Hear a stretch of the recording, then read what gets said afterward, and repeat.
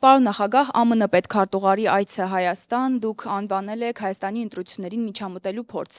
Ինչու եք այդպես կարծում եւ ձեր կարծիքով օտարերկրյա պետությունների աջակցությունը ցանկացած տեխնացուի օգտին կարող է ազդել ընտրողների կողմնորոշման վրա։ Նայեք, ես ոչ թե որակել եմ այդպես, ինձ հարցրել են, կարող է սա դիտվել որպես միջամտություն, ես ասել եմ այո։ Իմ որակելու նախաձեռնությունը իմը չէր, բայց իհարկե նման իրավիճակներում մի քանի օր մնացած միջև ընտրությունները, ցենց հրատապ այց չհայտարարված ոչ հայտնի հանրությանը օրակարգով եւ ցենց նպատակով, իհարկե այդպիսի մտահոգությունների տեղիք տալիս է։ Սա կա։ Հատկապես մենք տեսնում ենք, որ վերջերս քարոզարշավի մաս է դարձրել նաև եվրոպական որոշ երկրներից պատվիրակությունների այցը։ Երբ նայում ես, թե վերջապես ինչ բովանդակային փաստաթղթեր են ստորագրում, առանձնապես բան չկա, բայց այցը որոշակի քարոզչական բնույթ անկասկած կրում է։ Ինչն է ստեղված, մենք դառնում ենք աշխարհաքաղաքական, այսպես ասենք, մրցակցության կենտրոնում, ինչը լավ տեղ չի բերելու Հայաստանի համար։ Կարող է ցանկացած պետության աջակցություն ինչ-որ տեխնացուի դիտվել որպես ընտրողներին, այսպես ասած, կողմնորոշման վրա ազդել։ Օրինակ, մենք տեսնում ենք, թե ինչպես են իշխանականներն ասում, որ Ռուսաստանը ընդդիմադիրներին է աջակցում։ Ես Ռուսաստանից որևէ հայտարարություն ընդդիմադիրների օգտին չեմ լսել, բայց եվրոպական երկրներից հայտարարություններ իհարկե կան։ Եվ ոչ մեկ հայտարարություն է, այլ ուղղակի սա արդեն ոչ է։ Նայեք, երեմի 10-15 տարի առաջ դա կհամարվեր վատ դրսևորում, այսպես ասենք, բայց հիմա ամեն ինչ խառնվել է եւ տվյալ դեպքում պետք է հանգիստ նայել այս ամենը։ Ինքը լավ չի, ինքը փորձ է ազդել ընտրությունների վրա եւ այսօր այն կողմը, որը փորձում է ընտրությունների վրա ազդել, փորձում է հիմնավորել դա մյուս կողմի ազդեցության փորձերով։ Եվ այսպես փոխադարձ անընդհատ այդ էսկալացիայի այսպես աստիճաններով բարձրանալը լավ տեղ չի կան։ Պարոն նախագահ, ընտրությունների նախաշեմին Ռուսաստանի Դաշնությունը սանկցիաներ է կիրառում հայ տնտեսվարողների մթերքների վրա, որոնք որ արտահանվում են ԵԱՏՄ շուկա։ Դուք այստեղ քաղաքական ենթատեքստ տեսնում եք, թե ոչ, վերջերս նաև սանկցիա կիրառվեց Ջերմուկ գրուպի ապրանքանիշի վրա։ Մեզ հայտնի է, հա, որ Ջերմուկ գրուպը պատկանում է Վայոց ձորի մարզպետի, ԿՊԱ-ական մարզպետի հորը, շատերը հենց այստեղ քաղաքական ենթատեքստ են տեսնում։ Ռուսաստանի Դաշնության նախագահը շատ ուղիղ ակնարկել է, որ պետք է Նիկոլ Փաշինյանը ընտրություն կատարի ԵԱՏՄ-ի եւ ԵՄ-ի միջև։ Դուք ինչպես եք տեսնում այդ ընտրության ելքը, այսինքն դուք ինքներդ կարող եք ընտրություն կատարել եւ կարող եք ընտրել երկուսը միաժամանակ, ինչպես եք դա տեսնում համատեղությունը։ Նիկոլ Փաշինյանը ասում է, որ եթե իրենից բացի դուք, Սամվել Կարապետյանը եւ Գագիկ Ծառուկյանը գան իշխանության, ապա անխուսափելի է լինելու պատերազմը եւ ամբողջ քարոզարշավի երրորդ հարկն է կառուցում այդ հարցի վրա։ Լավ, երեք հարկանի հարց է դառնում։ Ես կառաջարկեի, եթե պետք է մենք մի ԵԱՏՄ-ն ավարտենք։ Մի 2-3 անգամ կարող ենք sense պատասխանել ԵԱՏՄ-ի մասով։ Նայեք, ակնհայտ է, որ ԵԱՏՄ-ը եւ Եվրոմիության անդամակցությունը անհամատեղելի է։ Սա ընդունում է նաեւ Հայաստանի իշխանությունը։ Բայց ինչ է ասում Հայաստանի իշխանությունը, ասում է մենք բռնել ենք այս ճանապարհը, դուք սպասեք, երբ որ մենք կհասունանանք, պատրաստ կլինենք, մենք ձեզ կասենք։ Ռուսաստանի պես խոշոր երկրների հետ այսպիսի լեզվով չեն խոսում։ Ոչինչ չեն խոսում։ Աշխարհում ընդունված կարգը հետևյալն է։ Յուրաքանչյուր գերպետություն ունի որոշակի աշխարհաքաղաքական շահեր եւ ինքը իր հարաբերությունները, իր առևտրային ռեժիմները համադրում այդ շահերի հետ։ Նայեք Միացյալ Նահանգների քաղաքականությունը ինչպիսին է։ Չինաստանի նկատմամբ, Կանադայի, Մեքսիկայի, նույնիսկ բարեկամ երկրների նկատմամբ տարիֆային քաղաքականությամբ փորձում է ինչ-որ սիգնալներ տալ, այսպես ասենք, ինչ-որ բան ցույց տալ, իր ուժը, իր կարողությունը։ Այդ տեսանկյունից Ռուսաստանը չափազանց համբերատար է։ չափազանց համբերատար։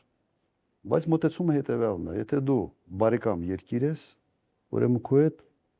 մեկ առևտրային ռեժիմների մեջ կարող ենք լինել։ Եթե դու դուրս ես գալիս այդ բարեկամ երկրի կարգավիճակից, գնում ես դեպի երկրներ, որոնք Ռուսաստանի հետ ճշնամացած են այսօր, ուրեմն դու այլ ռեժիմների մեջ կարող ես հայտնվել։ Եվ սրա մասին իրենք ասում էին, սա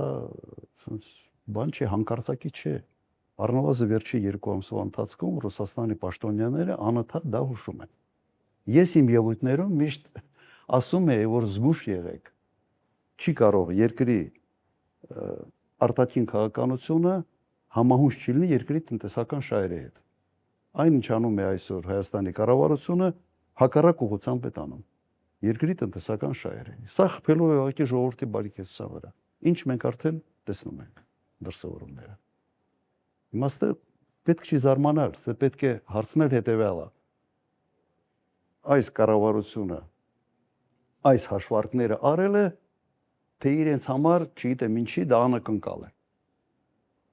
Թե մտածել են, թե այնուամենայնիվ սենց էլի կուլ կտան, էլի բան չեն անի։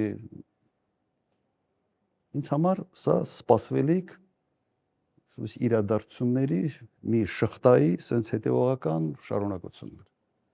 Օքեյ, ասում ժողովուրդն է, հա, դժում։ Երկը Ժողովրդի ժողովրդն մասին պետք է մտածել։ Չէ, Ռուսաստանի Դաշնությունից։ հիմա դուք ինչ եք առաջարկում, Ռուսաստանի Դաշնությունը մտածի մեր ժողովրդի մասին, թե առաջերտին մեր կառավարությունը մտածի մեր ժողովրդի մասին։ Ենթադրում եմ, որ առաջերտին մեր կառավարությունը պետք է մտածի մեր ժողովրդի մասին, առաջերտին։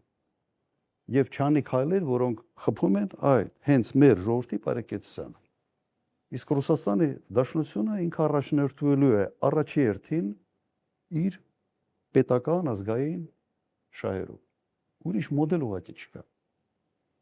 Իմ տպավորությամբ ես ուղղակի գնահատական կտամ իմ sense հայացքով ոնց եմ տեսնում։ Իրենք համարում են, որ հայ ժողովուրդը բարեկամ ժողովուրդ է, շատ են ուզում, որ Հայաստանի Հանրապետությունը լինի բարեկամ երկիր, բայց այն հարցազրույցները, այն հայտարարությունները, որ անում են պաշտոնյաները, նշանակում է, որ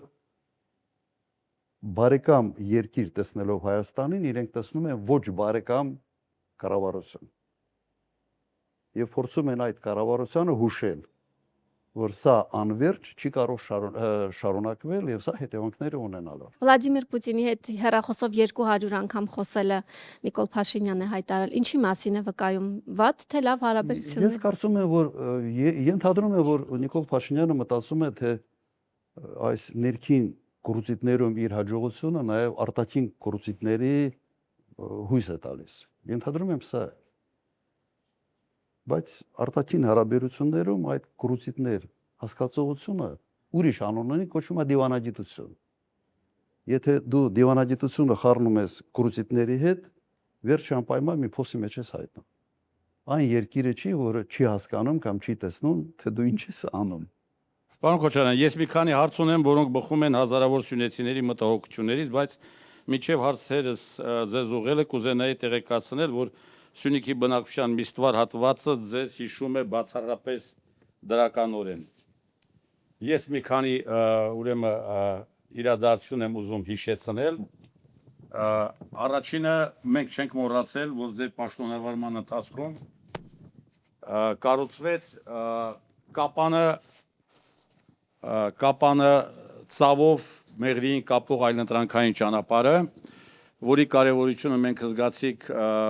հատկապես Արցախյան երրորդ պատերազմի ժամանակ։ Դուք քանիցս այցելել եք եւ այդ ճանապարհի կառուցումը անմիջապես համակարգել եք։ Այնուհետև ձեր պաշտոնավարման ընթացքում Գորիս քաղաքը եւ շրջանի գյուղերի մեծ մասը ապահովեցին հիմնովին, ապահովեցին խմելու ջրով, ընդ որում պատմության մեջ առաջին անգամ։ Այնուհետև ես հիշում եմ, երբ որ 2000-ականների սկզբին մի քանի ամիս, եթե ոչ մեկ տարի, հարկադիր պարապուրտի մեջ էր Ագարակի պղնձամոլեբդինային կոմբինատը եւ ձեր միջամտությամբ լուսահոգի Մաքսիմ Հակոբյանի միջոցով դուք կարողացաք վերականգնել Ագարակի պղնձամոլեբդինային կոմբինատի գործունեությունը եւ մոտ 1000 հանքագործ վերադարձավ հիմնական կայուն աշխատանքի։ Եվ ուզում եմ նաև շեշտեմ, որ հենց ձեր պաշտոնավարման օրոք մեր մարզի բնակչությունը հասավ 160 եւ ավելի հազարի, որը դարձյալ աննախադեպ էր ժողովրդագրական տեսակետից։ Եվ նման մի շարք իրադարձություններ, որոնք մենք սյունեցիներս չենք մոռացել ու չենք էլ մոռանա, որտեղ դրանք իսկապես պատմական իրադարձություններ են Սյունիքի նորագույն շրջանի պատմության մեջ։ Եվ դա ոչ միայն ես հիշում եմ հենց այնպես ինքնանպատակ ձևով, այլ այդ ամենը թույլ են տալիս ասելու, որ դուք լավագույնս եք պատկերացնում Սյունիքի հիմնախնդիրները եւ կարեւորում եք Սյունիքի ռազմավարական նշանակությունը։ Հենց այս հանգամանքը հաշվի առնելով ես կուզենայի ձեզ մի քանի հարց ուղղել։ Առաջին հարցը ես պիտի հետեւյալ ձևով ձևակերպեմ։ Ես կուզենայի ձեր քաղաքական ուժի եւ անձամբ ձեր պատասխանը Թրամփի ուղի կամ թրիփ կամ ինչպես Իլհամ Ալիևն է ասում Զանգեզուրի Միջանցքի հետ կապված։ Բազմաթիվ հարցեր կան, բնականաբար ձևաչափը թույլ չտա, որ ես կոնկրետ նշեմ այն հարցերը, որոնք մեզ մտահոգում են, եթե հարկ լինի կարող եմ ասել, բայց մի բան ստույգ կարող եմ հայտարարել, որ այն ինչ որ մեզ առաջարկում են իշխանական լրատվամիջոցների իշխանության ներկայացուցիչները, մենք համաձայն չենք այդ ներկայացվող տեսակետի հետ, որովհետև կրկնում եմ, բազմաթիվ անորոշություններ կա, բազմաթիվ։ Ուրեմն նույնիսկ մինչև հիմա օգոստոսից մինչև հիմա գրեթե 1 տարի անցել, բայց որևէ մեկը իշխանությունից մեզ չի կարողանում պատասխանել պարզագույն հարցին, ինչ պարամետրեր է ունենալու թրիփը։ Դուք տեսաք, որ Արաքս գետից մինչև Մեղրի քաղաքի, ասենք, հիվանդանոցի շենքը մի քանի մետր է։ Եթե իրենց խոստացած տրանսպորտային ուղին, երկաթուղային ուղին, մյուս ուղիները հաղորդակցության կառուցեն, ապա Մեղրի քաղաքը պետք է արդեն Ագարակի հետ միասին չլինի։ Դրա փոխարեն մենք թուրքական եւ ադրբեջանական քարտեզներում տեսնում ենք ամբողջ Սյունիքի մարզի վրա գրված է Զանգեզուրի Միջանցք։ Եվ նման մի շարք հարցեր կա։ Հարցերից մեկն էլ, որ Սյունիքում բավականին ակտիվ քննարկում է, հետեւյալն է։ Մեր հայրենի տունը, մեր երկրամասը 49 գումարած 49 տարով տրվում է Ամերիկայի Միացյալ Նահանգներին, երրորդ մի պետության տալու պայմանով, թեև կարելի է ենթադրել ում են տալու, եւ սյունեցիներից, տեղաբնակներից չեն հարցնում, կարելի է տալ թե չէ, թեև մեր սահմանադրությամբ նախատեսված է հանրաքվե, տեղական հանրաքվե։ Մի խոսքով, այսպիսի բազմաթիվ հարցեր եւ մեզ համար շատ կարեւոր է անձամբ ձեր եւ ձեր գլխավորած քաղաքական ուժի դիրքորոշումը Թրամփի ուղու վերաբերյալ։ Ուղղակի երկու խոսքով դուք թվարկեցիք մի քանի ծրագրեր, որոնք այստեղ իրականացվել են եւ իսկապես Ագարակի կոմբինատը սկսեց աշխատել հենց այդ տարիներին եւ Մեղրիում աշխատատեղերի առումով պատկերը իսկ փոխվեց։ Ես ուրախ եմ, որ մինչ այսօր աշխատում է, սեփականատերը ինչքան հասկանում եմ փոխվել է, բայց այնուամենայնիվ կոմբինատը աշխատում է։ Մի քիչ ծավալները ոնց որ նվազել են, բայց միգուցե ժամանակավոր բնույթ է կրում։ Հիմա հիմնական հարցը տրիպը։ Մոտեցումը մեր հետևյալն է։ Այս մոդելով, որը առաջարկված է, ինքը Հայաստանի Հանրապետությանը գրեթե ոչինչ չի տալիս։ Գրեթե ոչինչ։ Ուրեմն տրիպը Հայաստանին ինչ որ բան տալու համար պետք է երաշխավորված լինի, որ այդ երկաթուղին հասնելու է մինչև Երասխ։ Այդ համաձայնագրի մեջ, այդ փաստաթղթի մեջ չկա նման բան։ Կա ընդհանուր հայտարարություններ բոլոր կոմունիկացիաների բանի վերաբերյալ։ Իմ ձևակերպումը հետևյալն է։ Տրիպը Միացյալ Նահանգների ծրագիրն է Հայաստանի Հանրապետությունում Թուրքիայի եւ Ադրբեջանի համար։ Իմ ձևակերպումը սա է։ Ես չեմ տեսնում նաեւ Միացյալ Նահանգների ուղիղ շահերը այստեղ, ավելի ճիշտ տեսնում եմ շահը Իրանի սահմանում ներկա լինելու հանգամանք։ Սա հիմնական ոնց որ Միացյալ Նահանգների շահն է։ Այդ տեսանկյունից սա պրոբլեմային է։ Հատկապես եթե Հայաստանի բաժնեմասը այս ծրագրում ընդամենը 26%-ը 42 կիլոմետրանոց հատվածից տրանզիտային մուտքերը 26%-ը փող չի ընդհանրապես։ Ընդհանրապես։ Որը մոտեցումը հետևյալն է։ Կամ տրիպը օնլայնել, մեծացնել մասշտաբը, ես տեսնում եմ նաև առաջարկը հետևյալն է, հասնել մինչև երասխ, այդ դեպքում երաշխավորված կլինի ամբողջ ծրագիրը, եւ իհարկե դա չի կարող լինել միայն Միացյալ Նահանգների ներկայացումը։ Մենք Իրանի Իսլամական Հանրապետության հետ լրջագույն խնդիրներ ունենալու ենք։ Ես չեմ կասկածում։ Ուրեմն կամ պետք է այդ ծրագիրը համալրվի այլ պետություններով, որոնց նկատմամբ Իրանի վստահությունը կա, եթե չի համալրվում, ապա խնդրահարույց ծրագիրը զուտ աշխարհական շահերի բախման առումով։ Դե պարոն նախագահ, ներողություն, դե նաև կա մի մեծ սուտ, որի փր դա նպատակ ունի Ադրբեջանի արևմտյան շրջանները Զանգելանի տարածքից ասենք կապել Նախիջևանի ինքնավար հանրապետության հետ, բայց մենք նայեք, կա մեկ այլ տարբերակ։ Ճանապարհը կառուցել, երկաթուղին կառուցել մեր միջոցներով եւ որպես sense կապող ճանապարհ Ադրբեջանի եւ Նախիջևանի կարող է հանգիստ աշխատել առանց աշխարհակահաղական կոմպոնենտի։ Գումարները մեծ չեն այստեղ եւ Հայաստանի Հանրապետությունը շատ հանգիստ վիճակի է դա անել։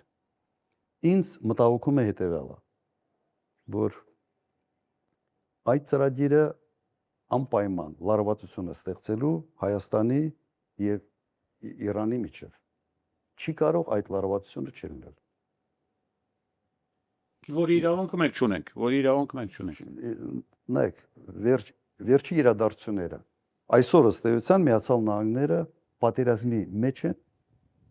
Իրանի հետ։ Եվ այն ինչ արել են Միացյալ Նահանգները բանակցային գործընթացի ժամանակ ռմբակոծել, սպանել առաջնորդին հոգևոր եւ երկրի առաջի դեմքին սպանել մի շարք բարձրաստիճան պաշտոնյաներին, սա չի կարող հետքեր չթողել։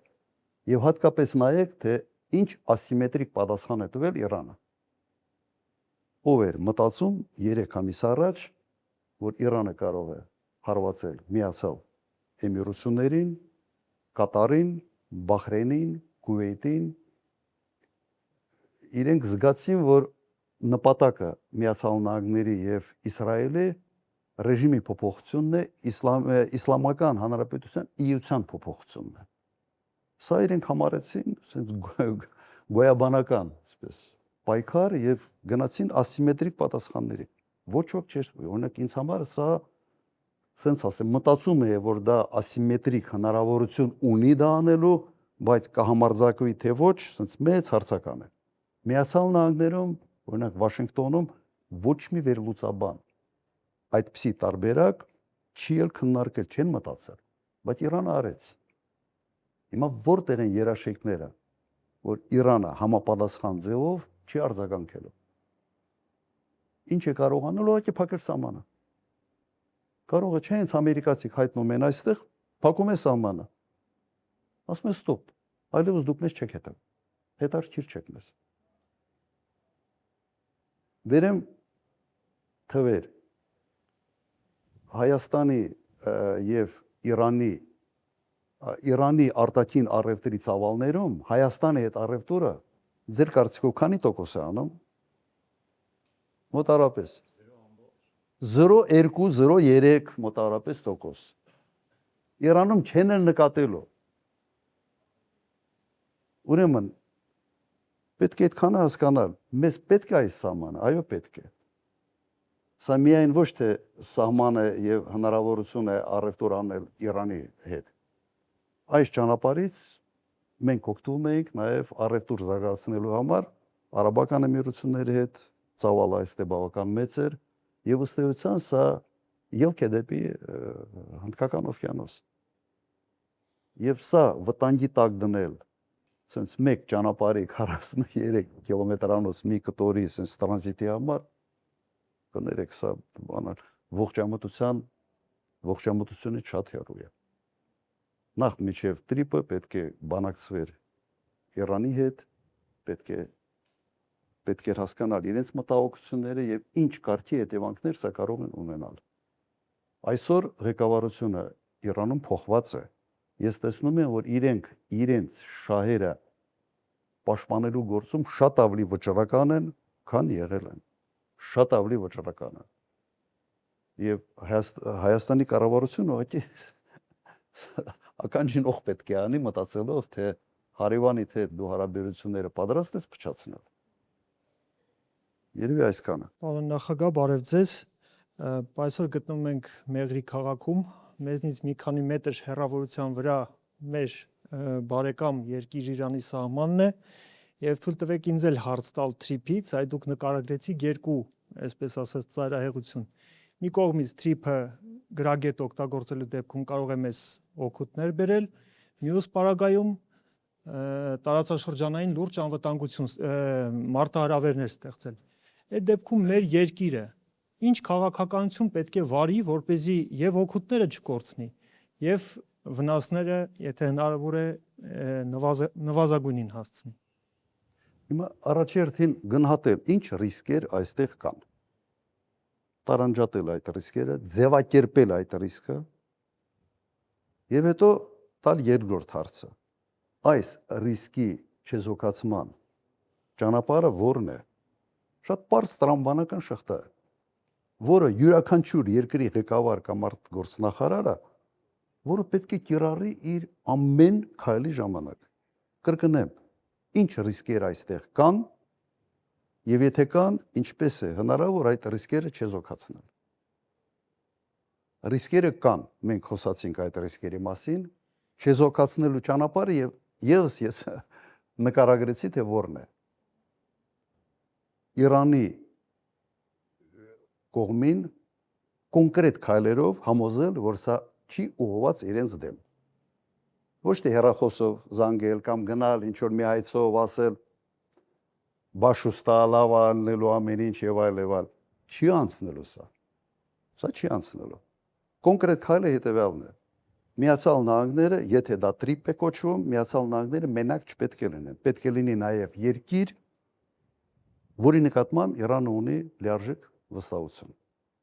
Տարբերակ 1 ռիսկի չեզոքացման։ Տարբերակ 2 ճանապարհը մենք ենք կառուցում, ռիսկեր չենք առաջացնում, որի չեզոքացման համար պետք է մտածենք։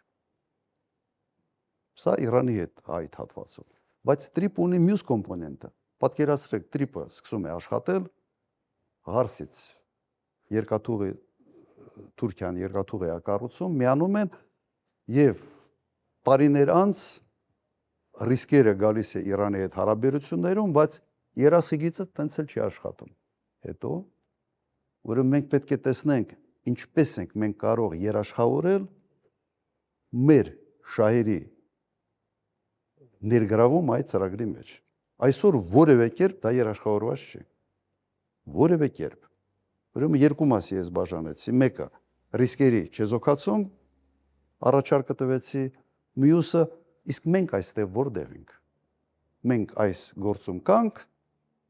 թե չկանք։ Մենք դիտորդ ենք, էլի, սենց նայելով ենք, թե երկաթուղին ոնց է գնում գալիս դեպի Թուրքիա։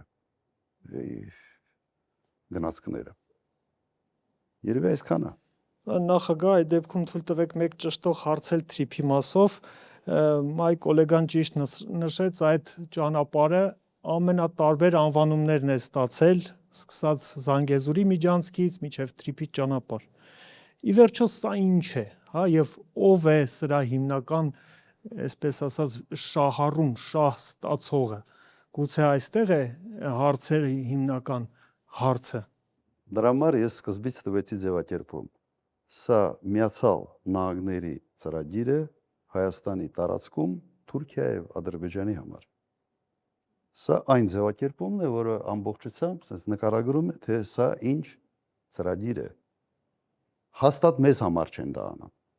Հաստատ։ Ադրբեջանի շահը ակնհայտ երևում է դա կապը Նախճիվանի հետ եւ կապը Թուրքիայի հետ։ Հիմա միջանցք է թե միջանցք չի։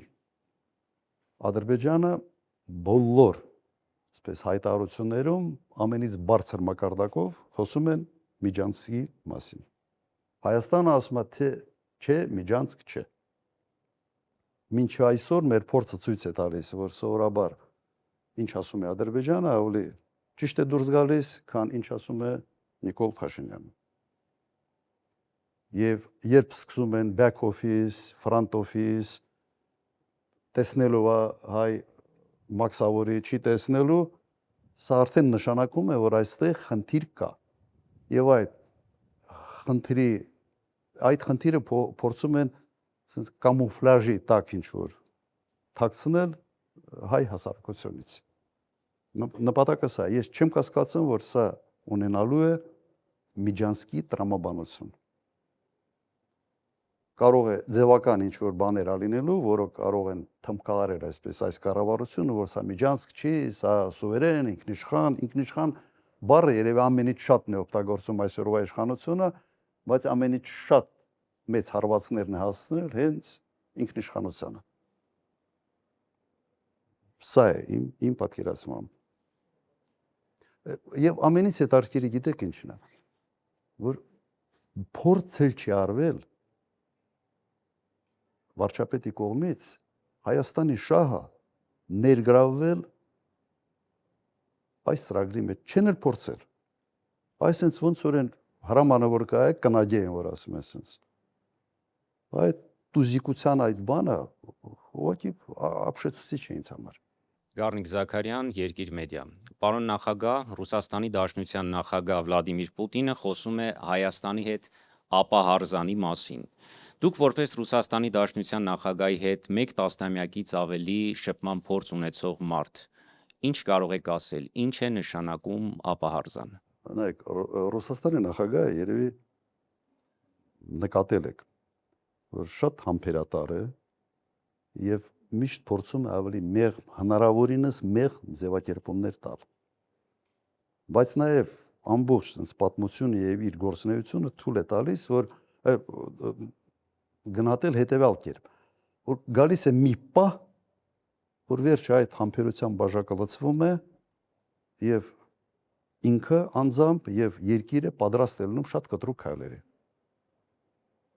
Նայեք Ուկրաինայի հետ ինչ եղավ։ Մինչ այդ համբերատար փորձում էին։ Ես ներկայ եմ եղել, նաեւ իմ ժամանակ սկսել էր այդ Ուկրաինայի դեպի արևմուտքը դեպի ՆԱՏՕ այդ շարժը, քաղաքական շարժը։ Եվ տեսնում էի, թե ինչ համբերատարությամբ փորձում էին դա ինչ որտեղ բան անել, զսպել։ Դա Յուշենկոյի ժամանակ էր։ Վերջը նույն մոդելն է այստեղ։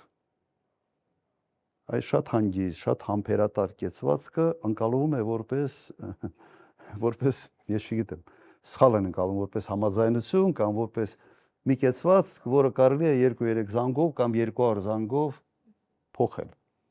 Սխալվում է։ Եվ երկրորդ հարցը հայ-ռուսական հարաբերությունների հետ կապված, եթե թույլ կտաք, Փաշինյանը եւ իր թիմը հիմնական ընդդիմադիր տեխնացուներին մեղադրում է Հայաստանում Ռուսաստանի շահերը ներկայացնելու մեջ։ Ասում են, որ ընդդիմությունը Կրեմլից հրահանգներ է ստանում, ոմանց մեղադրում են անգամ FSB-ի գործակալներ լինելու մեջ։ Այսքանից հետո, պարոն նախագահ, այս պայքարը ներքաղաքական է, թե աշխարհաքաղաքական։ Պետք է առաջինը տեսնենք, թե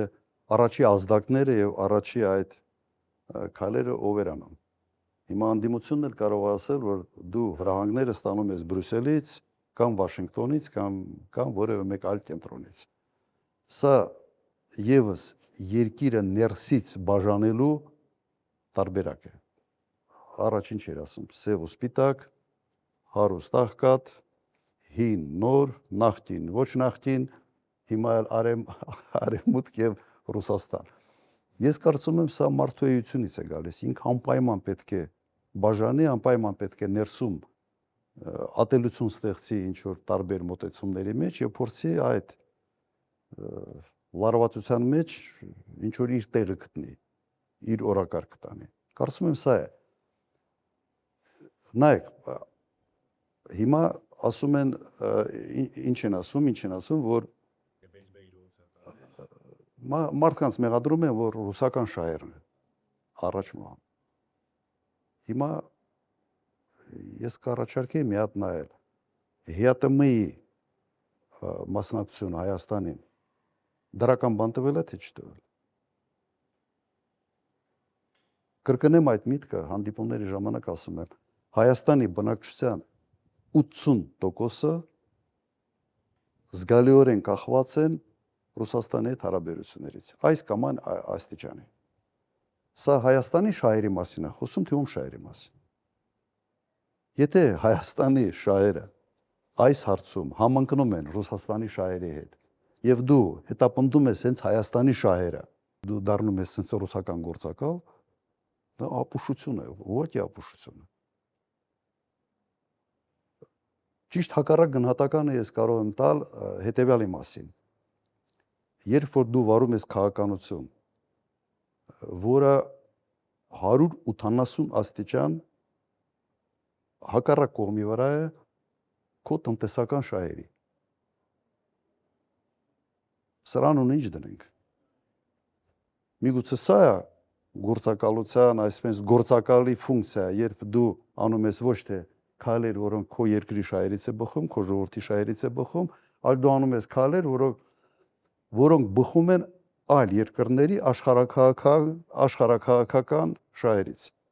Օրինակ, ցավացնել Ռուսաստանին։ Ռուսաստանին ընդհանրապես հանել այս տարածաշրջանից։ Հիմա եթե Ռուսաստանը այստեղից գնալով Հայաստանը շահում է, բացատրեք ինչով է շահում։ Ես պատրաստ եմ դա լսել։ Եթե ԵԱՏՄ-ից դուրս գալ դեպի Եվրոմիություն մեզ կհարստացնի, նստենք քննարկենք։ Մի հատ ցույց տվեք, թե ինչպես պետք է Հայաստանը հարստանա։ Հայաստանի բնակչության բարեկեցությունը դրանից ինչպես է լավանալու։ Նստենք խոսանք, առարկայական խոսանք, այլ ոչ թե յառլիկներ կախելով ինչ որ մարդկանց վերայելու։ Առարկայական խոսակցություն չկա։ Երբ սկսում են պիտակներով խոսալ, սա նշանակում է, որ դու բան չունես, փաստարկներ չունես եւ դու անցել ես, դու անում ես այն, ինչ քո մոտ լավ է ստացվում, իսկ իր մոտ դա լավ է ստացվում։ Պարոն նախագահ, Ռուսաստանում հայկական արտադրանքի նկատմամբ սահմանափակումների ֆոնին Փաշինյանը հայտարարում է, որ արտահանման համար հնարավոր է օգտագործել Ախալքալակ Կարս երկաթուղին, այդ թվում նաև դեպի Եվրոպա։ Ձեր կարծիքով սա իրական լուծում է այդ խնդրին եւ արդյոք Հայաստանը կարող է այդ կերպ շրջանցել ռուսական, այսպես ասած, պատժամիջոցները։ Իսկ դու ինչ ունես Եվրոպա արտահանելով։ Այդ դեպքում կառավարությունը պետք է ասի հետևյալը. ժողովուրդ ջան, մենք այս դժվարությունները տեսնելով պայմանավորվել ենք Եվրոմիության հետ, որ մեր ամբողջ գյուղարտադրանքը կարտահանվի Եվրոմիություն։ Ասում են դա։ Ոչ։ Հիմա 98% գյուղ արտադրանքի արտահանվում է Ռուսաստան։ Արտահանվող ծավալ է։ Ավելի քան 90% գինիների եւ ալկոհոլի արտահանվում է Ռուսաստան։ Բացեք Եվրոպայի դուռը, ցույց տվեք այդ կոմունիկացիաների հնարավորությունը, որ մենք հասկանանք։ Բացի դատարկ խոսակցությունից, տակը, առարկայական բան ունեք թե չունեք։ Չեն ասում։ Այդ ճանապարհի հետ կապված ինձ մի քիչ զարմացնեց այն հանգամանքը, որ նույնիսկ քարտեզով ցույց են տալիս այդ ճանապարհը։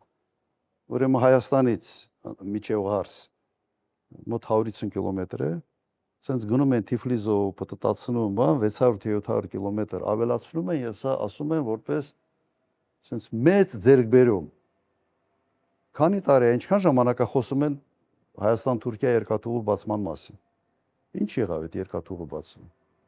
Խիեք Թիֆլիսով գնում Ղարս, Ախալքալակով։ Եվս բացատրությունը չկա։ Ուրեմն երկու հանգամանք։ Առաջինը լավ է թե վատ է, երբ այդ հնարավորությունը բացվել է, լավ է։ Ես չեմ ասում, որ վատ է, շատ լավ է։ Ավելի լավ կլինի, որ նաև ուղիղ երկաթուղային կապը բացվի Թուրքիայի հետ։ Ավելի լավ կլինի, ես կողջունեմ միայն։ Ուղղակի ստեղ պետք է լինելու հասկանալ, որ մեր գյուղատնտեսությունը պետք է պաշտպանվի, հակառակ դեպքում մեծ խնդիր ենք ունենալու, եւ երկրորդը այդ որ բացվեց,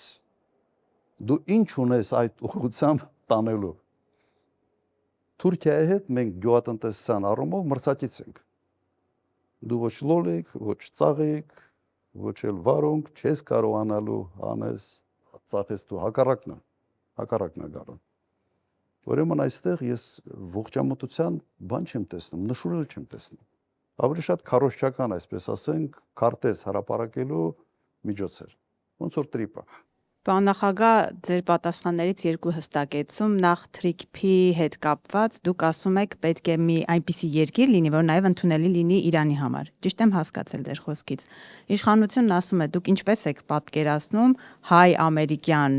համաձայնագրում, հարաբերություններում երրորդ երկրին այդ ամեն ինչի մեջ մտցնելը։ Հիմա ինչպես է դա հնարավոր, երբ որ դուք ասում եք երրորդ երկիր կարող է դրա մաս դառնալ։ Նայեք, իսկ Միսկի խմբի ֆորմատը ավելի քան 25-26 տարի աշխատեց, այդ ինչպես էր հնարավոր։ Լավ, Ռուսաստանը, Չիչինաստանը կարող է լինել։ Երբ Միացյալ Նահանգները Ռուսաստանի հետ քննարկում են համատեղ Արկտիկայի հետ կապված հարցեր, թե ինչպես են կարող Արկտիկայի ռեսուրսները համատեղ ուղղակի ոչ միայն ուսումնասիրել, այլ նաև շահգործել։ Ո՞նց են անում։ Միացյալ Նահանգները, այսինքն կհամաձայնվի։ Բանակցելու հարց է։ Դու փորձել ես դա անել։ Իհարկե չես փորձել։ Հիմա յուրաքանչյուր երկրի համար դու եթե կա հավանականություն լավ ծրագիր իրականացնելու, նույնիսկ այդ հավանականությունը, չեմ ասում 90%-անոց, նույնիսկ 10%-անոց հավանականությունը դու փորձել ես կյանքի կոչել, թե չես փորձել։ Չեն էլ փորձում։ Դուք ինչի եք որոշում են գլխից, որ դա հնարավոր չի։ Եթե ու այսպես ասեմ, այդ բանակցությունում անպայման պետք է Իրանի հետ միշտ խորհրդակցել։ Օրինակ հասկանալ, նման ֆորմատը իրենց համար ընդունելի կլինի, թե ոչ։ Դրա համար դիվանագիտություն կա գոյություն ունի։ Եթե դու դիվանագիտությունից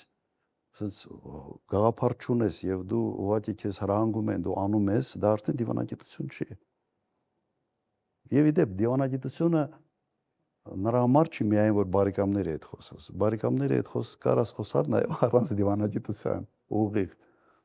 Դիվանագիտությունը առաջի հերթին նրա համար է, որ խոսաս այն երկրների հետ, որոնց հետ դու ունես խնդիրներ։ Առաջի հերթին։ Իհարկե ես տեսնում եմ դրա հնարավորությունը։ Մի քիչ դժվարացել է այն հանգամանք, որ այն գլխից պետք է դա փորձել անել, բայց դու կարող ես նստել Միացյալ Նահանգներիդ եւ ասել հետեւյալը. նայեք, ինչ եղավ Միացյալ Էմիրությունների հետ։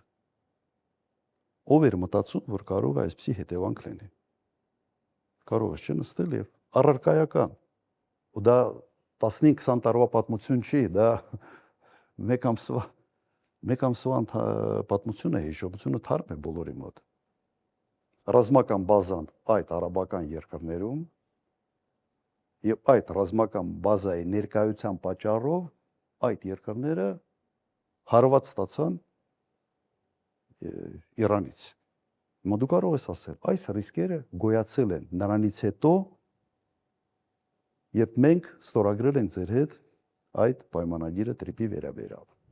Մենք փոքր երկիր ենք, հարևան երկիր ենք։ Մենք առաջարկում ենք այդ ռիսկերը նվազեցնելու համար անել հետևյալ քայլերը։ Ողջամիտ է։ Այսպես ասենք, նոր հանգամանքներ ի հայտ եկան, որոնք ցույց են տալիս, որ ռիսկերը իրատեսական են։ Պետք է սա անել։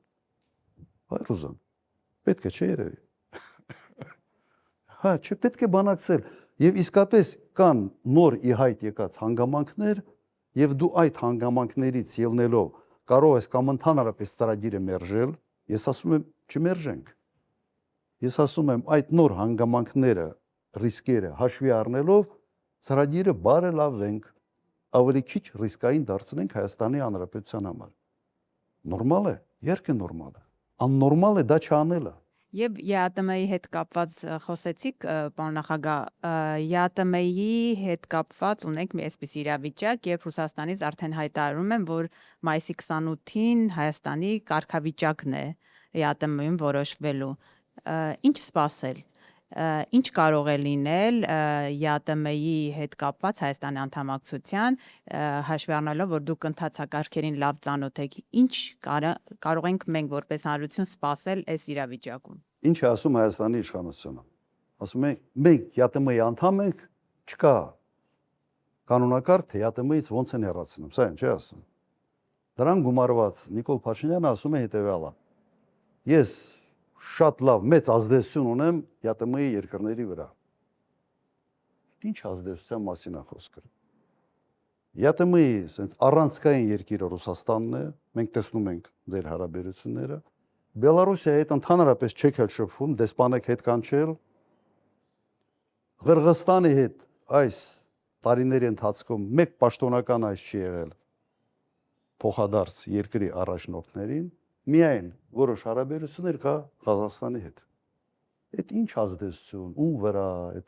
ինչով է արտահայտվել այդ ազդեցությունը։ Եվ դուք մտածում եք, որ կարող է Ղազախստանը ասենց որոշիչ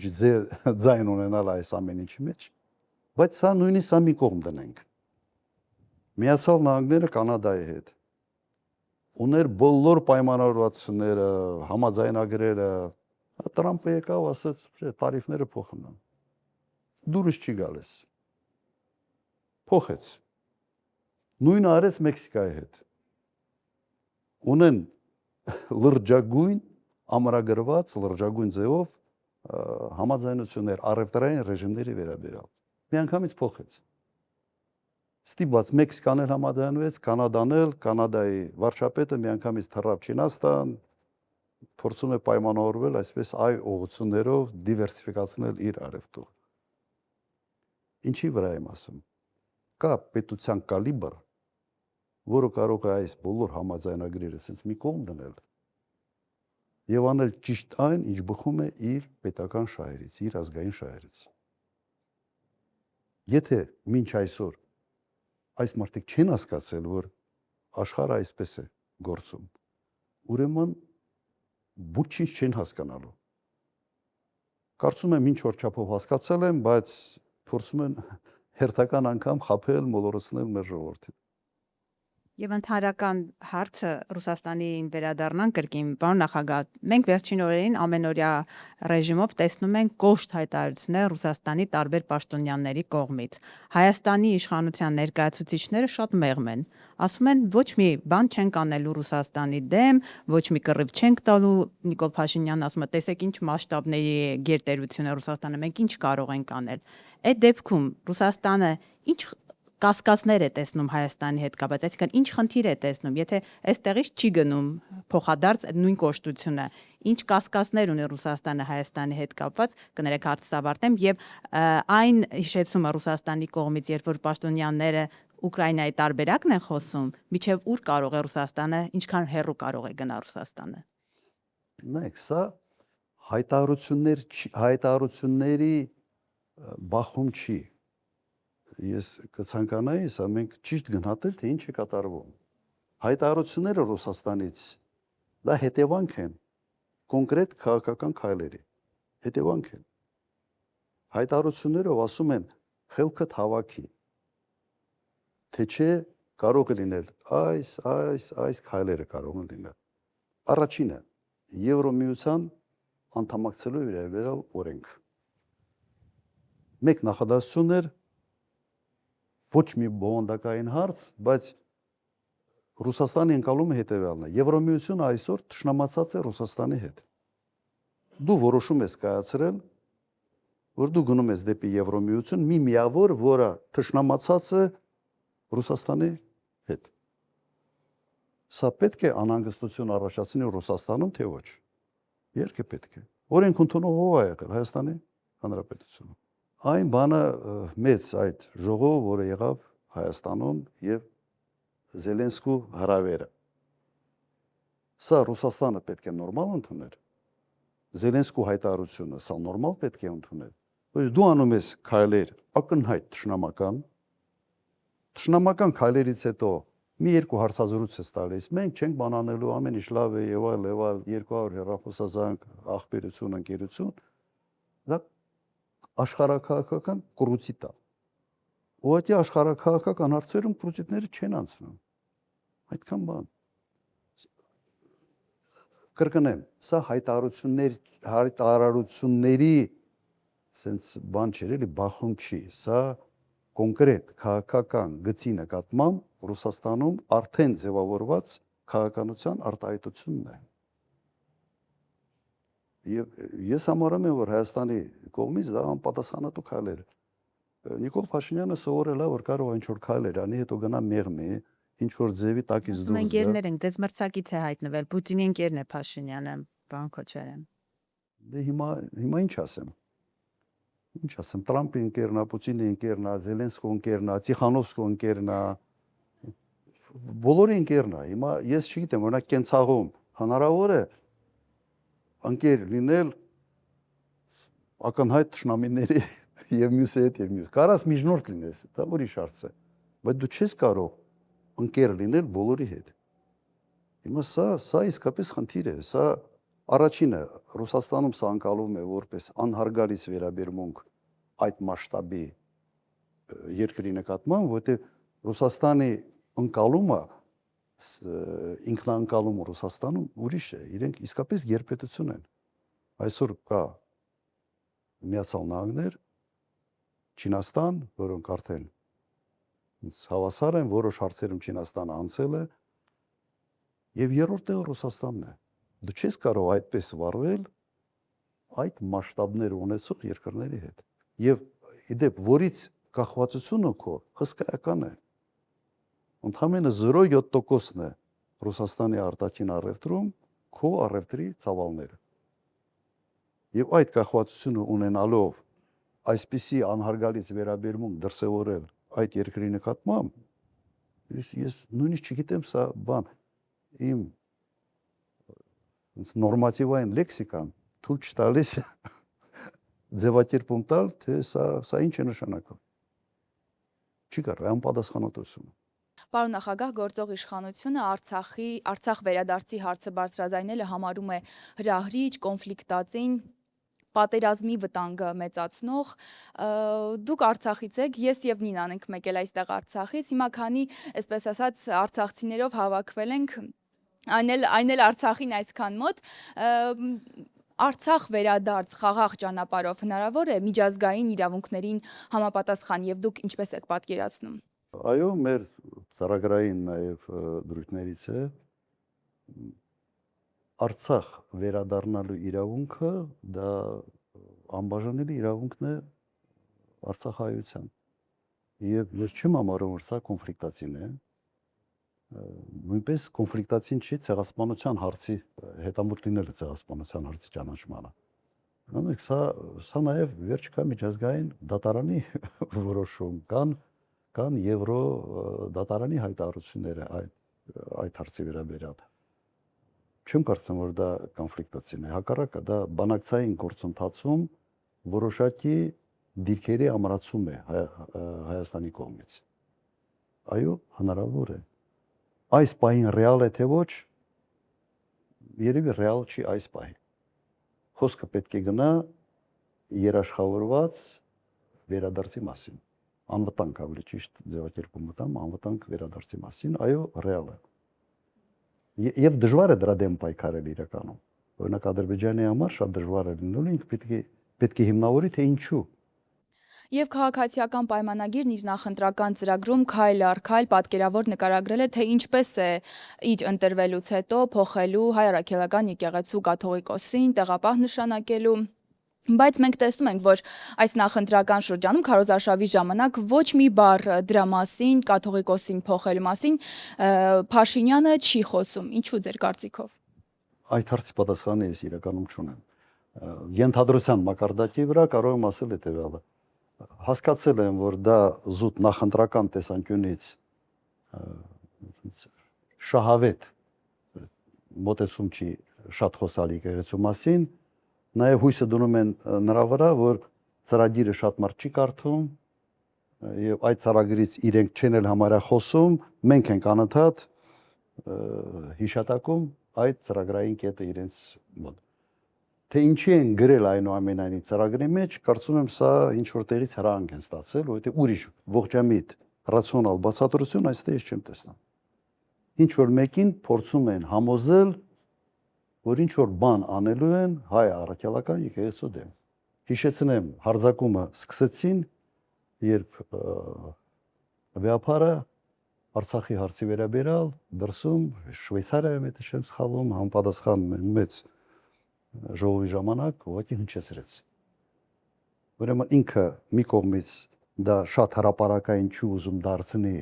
որ նախընտրական, այսպես ասենք, տրամադրությունների վրա չազդի, բայց ծրագրում գրել են, որ ցույց տալու համար, որ գիտեք, ես այնուամենայնիվ իմ ծրագրում սա կա։ Ուրիշ բացատրություն այդ չկա։ Ինչպես արդեն գործընկերներս նշեցին, Մեղրիում ենք մամուլի ասուլիս անցկացնում, խորհրդանշական վայր է։ Եթե Հայաստանի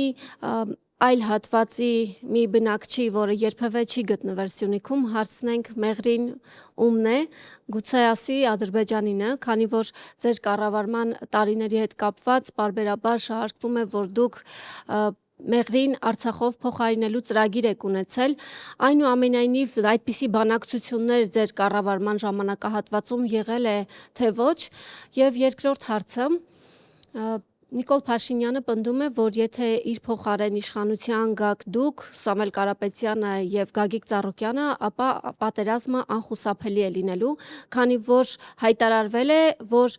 դուք խաղաղության նախաստորագրված պայմանագիրը վերանայելու եք։ Դուք նախորդ հայտարարությունների ժամանակ պնդել եք, որ ձեր ղեկավարած երկրի վրա Ալիևը չի հարձակվելու, հղում անելով նախորդած տարիները ձեր կառավարման, որ պատերազմ երբևէ կամ ռազմական էսկալացիա երբևէ չի եղել։ Հիմա եւս պնդում եք, որ ձեր կառավարման ժամանակ պատերազմ չի լինելու եւ ինչպես կարձագանքեք Նիկոլ Փաշինյանի այդ պնդմանը, որ եթե գաք իշխանության պատերազմ է լինելու։ Առաջինը դա Մեղրի հարց։ Ես հիշեցնեմ, որ կառավարությունը կոնկրետ վարչապետը հրապարակեց բանակցային գործընթացի բոլոր փաստաթղթերը բացի Կիևեստի։ Բացի Կիևեստի փաստաթղթից բոլորը հրապարակել են։ Հարց չի առաջանում, թե ինչու չի հրապարակել այդ փաստաթղթը։ Ասում են չկա։ Սուտ են ասում։ Չի կարող այդ փաստաթուղթը չլինի, առաջինը։ Երկրորդը համանախագահողները ունեն այդ փաստաթուղթը։ Դու ուզում ես այդ փաստաթուղթը ստանալ չես կարողանում։ Մի հատ զանգում ես քո սիրելի Մակրոնին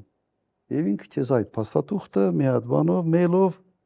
ուղարկում է եւ դու 15 րոպեից դու ունենում ես այդ փաստաթուղթը եւ հրապարակում ես։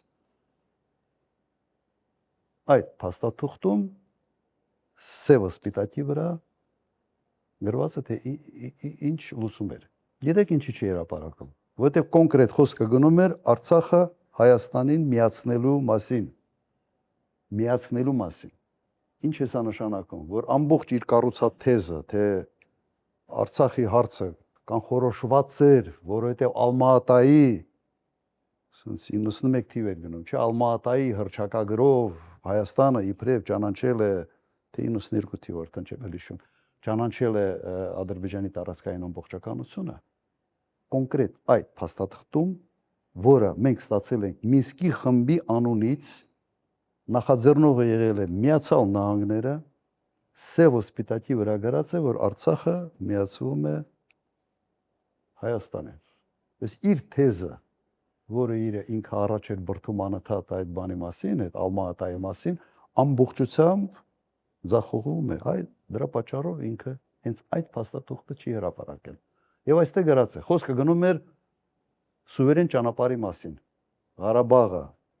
միանում է Հայաստանին, Լաչինի միջանցքով, որի կարգավիճակը նույնն է դառնում, ոնց որ Հայաստանի տարածք է դառնում, դիմացը ստանում են սուվերեն ճանապարհի իրավունք։ Սա էր։ Մեղրի մասին ընդհանրապես խոսք չկար, այդ ճանապարհն էլ հիմնականում էստակադա թունել, այդ տարբերակով պիտի անցներ, որտեղ ասենց հնարավոր էր։ Ուրիշ բան այստեղ չկա։ Եվ լավագույն պատասխանը այդ փաստաթղթերի հրապարակումն է։ Ես խոստանում եմ ընտրություններից հետո անմիջապես այդ փաստաթուղթը ամբողջ ծավալով հրապարակվի։ Հիմա երկրորդի սա ես չեմ հիշում որևէ դեպք, երբ ով պիտի ստորագրի այդ փաստաթուղթը, իրենց ներկայությամբ նախաստորագրվում է փաստաթուղթ։ Ինչ է նշանակում նախաստորագրել։ Որ տեխնիկական թիմերը աշխատում են, տեխնիկական թիմերը գալիս են համաձայնության, օրինակ արտգործնախարարության բաժնի վարիչները գալիս են համաձայնության գալից հետո նախաստորագրում են եւ պատրաստում են իրենց ղեկավարների ստորագրության, արդեն պաշտոնական ստորագրության։ Հիմա եւ Նիկոլ Փաշինյանն են դե եւ Իլհամ Ալիևն են դե։ Երկուսն էլ կանգնած են։ Իրենց ներկայությամբ նախաստորագրվում է։ Եթե ամեն ինչ օքեյ է, այն գլխից նստեք ստորագրեք։ Չեն ստորագրել։ Պատճառը չեք մտածում ինչն է պատճառը։ Ինձ համար հասկանալի է պատճառը։ Դեռ պահանջներ կա դնելու սահմանադրական բարեփոխումներ, հռչակագրի հղումը պետք է հանվի եւ այլ եւ Իլհամ Ալիևի մոտեցումը սա է։ Եվ ինքը կարողացել է մինչ այդ հանդիպումը ուղղակի առաջ մղել իրենց շահերից բխող ստորագրման տարբերակը։ Ինչ ենք ասում մենք։ Ասում ենք լավ, ինձ դուր չի գալիս այդ հայտարարությունը։ Բայց ինչ որ փաստ է կայացել է, լարվածություն չստեղծելու համար մենք ասում ենք հետևյալը։ Խաղաղությունը չի կարող չի լինի երաշխավորված, եթե մենք ուզում ենք այդ խաղաղությունը լինի հարատևելի։ Ուրեմն այդ փաստաթուղթը պետք է համալրվի հավելվածներով, որոնք կնշանակեն երաշխավորների կամ երաշխավորված sense համակարգով համալրումը այդ ամեն ինչի։ Ընդհանրապես սրա մասին է խոսքը։ Իրենք ասում են մեր երաշխավորը Ադրբեջանն է եւ Ադրբեջանի երաշխավորը Հայաստանը։ Իրենց ես մի պահ մտածել եմ թե դա բան է, ինչ որ մեկը հումոր է արել, հետո պարզվեց որ դա հումոր չի, դա իսկապես իրենք այդպես է մտածում։ Մեկ անգամ ես արտահայտվել եմ, դա նույնն է որ Գազայի հատվածում իրենք ասեն որ իրենց երաշխավորը Իսրայելն է եւ հատկապես Նեթանյահուն։ Հիմա մոդելը սա է։ Եվ սա փաստարկները բավական լուրջ են մեր կողմից, որ շատ հանգիստ կարելի է իսկապես այս հարցը առաջ մղել եւ նույն Միացյալ Նահանգներից հարցնել, լավ, դուք ուզում եք որ այս համաձայնագիրը, այս խաղաղությունը լինի հարատևել է։ Հաստատացելու են ուզում ենք։ Մենք ասելով ենք այո, մեր կողմից առաջարկը հետևյալն է։ Դուք եղեք երաշխավոր։ Եթե դուք չեք ուզում, միասին քննարկենք, թե ով կարող է լինի այդ խաղաղության ոչ թե վկա, այլ երաշխավոր։ Իհարկե Միացյալ Նահանգների համար հարմար է, երկու հոգի եկել են համաձայնվել են իրար հետ, թուղթ են ստորագրում, ինչի եմ ես պարտավորության տակ մտնում։ Եվ դու պետք է դիվանագիտական ճանապարհով ջանքեր գործադրես այդ process-ի մեջ ներգրավելու համար հզոր պետություններ։ Առնվազն գոնե գրեին անվտանգության խորհրդի հայտարարություն։ Խախտման դեպքում ինչ հետևանքներ է լինելու։ Ընդհանրապես ոչինչ չկա։ Ոչինչ։ Մենք այդ աստիճանի փոխադարձ վստահության մակարդակ ունենք Ադրբեջանի հետ։ Իհարկե ոչ։ Սա ես չեմ կասկածում, որ հնարավոր է համալրել։ Ես կարող եմ օրինակներ բերել, օրինակ երկարատև աշխատող Դեյտոնյան համաձայնագրերը, Բոսնիա-Հերցեգովինա։ Կա շատ կոնկրետ երաշխիքային համակարգ ներդրած։ Նույն Միացյալ Նահանգների հովանավորությամբ էր այդ Դեյտոնյան համաձայնագիրը կյանքի կոչվել։ Իրենց օրինակը հենց իրենց արած գործի օրինակը բերում դնում ես, ասում ես այս մոդելը փորձենք դնել հիմքում։ Պիտի ասեն ոչ։ Պարոն նախագահ, 2020 թվականի դեկտեմբերից սկսած Սյունիքի մարզից հազարավոր հեկտարներ հողատարածքներ անցել են Ադրբեջանի տիրապետության ներքո։ Մի մասը մեր թույլտվությամբ կամ նվիրատվությամբ նկատի ունեմ 20 թվականի դեկտեմբերի առաջին օրերին ստորագրված երկկողմ համաձայնությունը, մյուս մասը հայտնի ագրեսիաների պատճառով 21 թվականի մայիսից սկսած։ Եվ երբ մենք հարցնում ենք իշխանության ներկայացուցիչներին, թե 4506 քառակուսի կիլոմետր տարածք ունեցող Սյունիքից որքանն է մնացել Հայաստանի Հանրապետության ինքնիշխանության ներքո, որևէ մեկը մեր հարցին չի պատասխանում։ Եվ մեզ այսօր շատ հետաքրքրում է Սյունիքում, ինչպես եք դուք պատկերացնում Սյունիքի մարզից բռնազավթված հողատարածքների վերադարձման խնդիրը։ Այն տեսակետը, որ հայտնում է իշխանությունը, մենք դարձյալ համաձայն չենք, որտեղ իրենք ասում են սահմանազատման, սահմանագծման արդյունքում։ Եվ այստեղ մեկ ուրիշ ավելի կասկածելի հարց է առաջանում, որովհետև Սյունիքի արևելյան սահմանները վերջին 100 տարում 2 անգամ սահմանազատվել եւ սահմանագծվել են։ Առաջինը 1920-ական թվականներին Զանգեզուրի գավառի եւ Կարմիր Քյուրդիստանի միջև, ընդ որում Զանգեզուրի գավառը ներկայացնում էր մեր մեծ արձակագիր Աքսել Բակունցը որպես գյուղատնտեսության մասնագետ եւ երկրորդ անգամ 1980-ականներին Վլադիմիր Մովսյանի գլխավորությամբ։ Այսինքն 2 անգամ արդեն իսկ սահմանազատված, սահմանագծված մեր արևելյան սահմանների ինչ իմաստ ունի նորից վերստին երրորդ անգամ ճշգրտել։ Այս հարցի վերաբերյալ եւս կուզենայի ձեր վերաբերմունքը, բայց ամենագլխավորը, ինչպես ենք մենք հետ բերելու Սյունիքից բռնազավթված մեր հայրենական տարածքները, խնդրեմ։ Նայեք, առաջինը ինչ պետք է արվի, պետք է իշխանապողությունից հետո պետք է արվի մի հատ աուդիտ։ Այս մարդիկ ինչ են խոստովել։ Այսօր հանրությունը չգիտի։ Թվում էր թե 18 թվականից իշխանությանը եկել ամենից թափանցիկ իշխանությունը, պարզվել է, որ եկել է ամենից փակ իշխանությունը հանրության համար։ Դե մի բան ասում են, լրիվ ուրիշ բան տեսնում ենք արդեն հողի վրա։ Պետք է այդ աուդիտը արվի եւ հասկանանք ինչ կարգի պայմանավորություններ կան, այդ պայմանավորությունները բանավոր են թե թղթի վրա դրած են, որ հասկանանք թե ինչի հետ գործ ունենք։ Երկրորդը, ընդհանրապես սահմանազատման բանակցությունները բարդ բանակցություններ են։ Ենթադրում է, որ ամեն քառակուսի մետրի համար բանակցություններ են գնում։ Հիմա Հայաստանը մեկ բան է ցույց տվել, որ պատրաստ է հետ գնալ։ Բոլոր վիճելի հարցա, վիճելի հարցի կապ չունի։ Եթե հիշում եք այդ բանակցությունները, այն ժամանակ GPS-ով են, չէ՞ անում, ինչ որ անհասկանալի, ինչ որ ոչ կանոնակարգված էր, ոչ նորմատիվային փաստաթղթեր են կիրառվել, ոչ մի բան չանելով օրինական, ուրեմն պետք է գնահատենք իրավիճակը եւ ամուր կաղնենք մեր շահերի պաշտպանության գործին։ Եվ երբեք, ասենց ասեմ, սահմանազատման process-ը ինքը իր մեջ կոնֆլիկտ չպիտի բանանի, չկա կոնֆլիկտ։ Մենք Վրաստանի հետ լավ տարիներ սահմանազատում էինք։ Խիպտի դա բերի կոնֆլիկտի։ Իրենք ուզում են հետեւյալն է, չէ՞ ասում են, հենց սկսես քո հողերի համար պայքարել, դու հրահրելու ես պատերազմ։ Սա է հիմնական թեզը։ Բայց ուրիշ ձևի քո հողը ոնց պիտի պահես, եթե չբանակցես եւ ամուր, այսպես ասենք, բանակցային դիրքերից քո փաստարկներով, քարտեզներով պետք է նստես խոսես։ Հիմա ինչ որտե ես Ադրբեջանի, այսպես ասենք, բանը մոտեցումը, մոտիվացիա կարող եմ բացատրել։ Հիմա դիմացը մեկն է, որ ամեն ինչում հետա գնամ։ Ինչի առաջ չգնալ։ Ես ելնեի բանակցող եւ դիմացի քո այդ բանակցողը դու ինչ պահանջ դնում ես ինքը ընդունում է, ինչ դնում ես ինքը ընդունում է, կրկնակի ավել ես դնում եւս ընդունում է, իհարկե անընդհատ քո պահանջները դու կմեծացնես։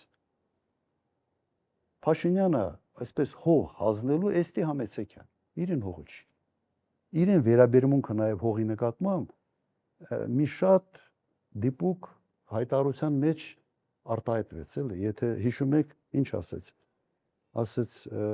այդ սարի համար չենք պայքարելու մի տեղի համար, որտեղ 9 ամիս Սևոջի մասին էր խոսքը։ Հա, 9 ամիս ձուն է։ Ես պատկերացնում եմ Ռուսաստանի նախագահը հանկարծ կաղնի, ասի, այս ամբողջ Ռուսաստանի հյուսիսը պիտի հանձնել ու ուզում է վերցնի։ Իր նկատմամբ սա բան էր, սա ռեֆլեքսի պես ինչ որ բան էր, ինքը բանը ասել, բայց այդ իր ասածը արտահայտում է իր վերաբերմունքը հողի նկատմամբ ինչպիսին է։ Չկա ինքը սեփականատերի վերաբերմունք այդ հողի նկատմամբ որպես երկրի առաջնորդ չունի։ Ոչ թե անձնապես սեփականատեր, այլ երկրի այդ սուվերենության զգացողություն ինքը չունի։ Եթե ունենար այդ նախադասությունը կյանքում չերաս, կյանքում ինքնագիտակցության մեջ իր մոտ դա կա, ինքը դա ասեց։ Պարոն նախագահ, ես ցավով պիտի արձանագրեմ, որ մայրաքաղաքից միշտ չէ, որ երևում է Սյունիքը իր հիմնախնդիրներով, եւ այս օրերին Սյունիք այցելող քաղաքական ուժերի շատերը պատկերացնում եք ագարակից մինչև Սիսիան պատտվում են, բայց Սյունիքյան որևէ խնդրեմ չեն քննարկում եւ լուծման ուղի չեն մատնանշում։ Այսօր մեզ շատ մտահոգում է մեկ այլ հարց եւս եւ կուզենայինք դրա վերաբերյալ իմանալ ձեր դիրքորոշումը։ Վերջին 2-3 տարում շատ մեծ գրոհ է կառավարության կողմից սկսվել Սյունիքի կրթական մշակութային համակարգի հանդեպ։ Շատ վտանգավոր հետևանքներ իր մեջ պարունակող։ Եվ կրթօջախների կրճատում, եւ 300 դպրոց, 500 մանկապարտեզ ծրագրի շրջանակում խոստացած 40-ից ավելի կառուցումների վերաբերյալ մեզ խաբելու փաստը, մի շարք նման այլ փաստեր, բայց ես կուզենայի դրանցից առանձնացնել կրթության նախարարի հայտնի որոշումը հրամանը, որի համաձայն ընթացիկ ուսումնական տարվա նից ուրեմն մեր գյուղական բնակավայրերից 48 դպրոց պետք է չգործեն։ Ընդ որում իրենք մեր մարզը մոտ 100 բնակավայր ունի, պատկերացնում եք, խոսքը մեր մարզի բնակավայրերի կեսի մասին է, եւ մենք փորձ ունենք, որ եթե գյուղում դպրոցը ուրեմն չի լինում, փակվում է, ապա տարիների ընթացքում նաեւ գյուղը ասպարեզից վերանում, հեռանում է։ Այս հարցով մեզ շատ հետաքրքիր է, կրկնում եմ, ձեր դիրքորոշումը, մանավանդ նրանց պատճառաբանությունը շատ սնանկ է, ասենք մի դեպքում ասում են գյուղում երեխաներ չկա, չեն ասում ինչու երեխաներ չկա, մեկ այլ դեպքում ասում են կրթության որակի բարձրացման նպատակ ունենք, որը դարձյալ կարելի է հերքել 1-2 նախադասությամբ, եւ այսպես ուզում են հիմնավորել Սյունիքի դպրոցները փակելու մեր գյուղական բնակավայրերին հարվածելու այս քաղաքականությունը։ Նույնը կարող եմ ասել մշակույթի ոլորտում, այստեղ նույնպես խտրական, շեշտում եմ, խտրական վերաբերմունք է դրսևորվում կառավարության կողմից եւ մասնավորապես ԿԳՄՍ նախարարության կողմից։ Ինչ ենք ձեզանից խնդրում։ Նախ կկարողանաք նոր կառավարությունը կանգնեցնել այս գրոհը Սյունիքի նկատմամբ, Սյունիքի կրթական մշակութային համակարգի նկատմամբ, եւ երկրորդը, արդյոք տեսականորեն հնարավոր է, որ նոր կառավարությունը վերանայի որոշ որոշումներ, որոնք ուղղակիորեն վնասում են Սյունիքի կրթական մշակութային համակարգի բնականոն ընթացքին։ Այդ մոտեցում մենք չեղարկելու ենք եւ դա մեր ծրագրային դրույթ է եւ մենք բոլոր հանդիպումների ժամանակ դրա մասին խոսում ենք։ Միայն իդեպ Սյունիքում չի։ Հայաստանով մեկ իրենք կառուցում են դպրոցներ, ուրիշ դպրոցներ փակելու համար։ Մեր մոտեցումը հետևյալն է. դու չես կարող մեկ դպրոց կառուցել 5 դպրոց փակելու համար։ Եվ խնդիրը հենց դա է։ Հայաստանում շատ են փոքր գյուղերը եւ տվյալ դեպքում գյուղի գոյությունը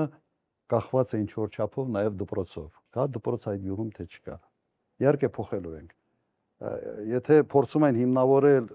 կրթական որակը բարձրացնելով, նայեք, ժամանակակից ուսուցանելու մեթոդները հնարավորություն են տալիս լրիվ այլ կերպ ապահովել մակարդակը։ Ուղղակի կամ իրենք չգիտեն, կամ չեն ուզում իմանալ, կամ իսկապես նպատակ է դրված գյուղերի քանակը մի քանի տարվա ընթացքում շեշտակի նվազեցնել։ Ուրիշ ուղղակի ես նպատակ չեմ տեսնում։ Նույնը մշակույթի հետ։